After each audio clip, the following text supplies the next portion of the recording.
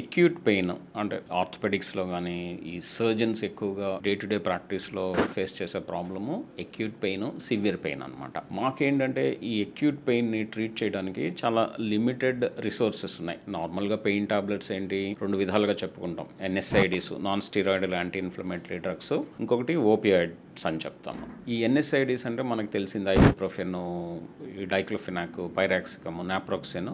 ఇవైతే mild to moderate పెయిన్ని తగ్గించవచ్చు కానీ ఎక్యూట్ సివియర్ పెయిన్ని అంత ఇదిగా తగ్గించలేవు అనమాట. సో ఈ ఎక్యూట్ సివియర్ పెయిన్ని తగ్గించడానికి సాధారణంగా మనం ఈ ఓపియాయిడ్సే వాడతాం. కానీ ఈ కొత్త పెయిన్ మెడిసిన్స్ ఈ మధ్య కాలంలో మనకేమీ అందుబాటులో రాలేదు. ఈ మధ్య సుజెట్రిజిన్ అనే ఒక కొత్త మెడిసిన్ ఫేజ్ 3 క్లినికల్ ట్రయల్స్ని పూర్తి చేసుకుంది.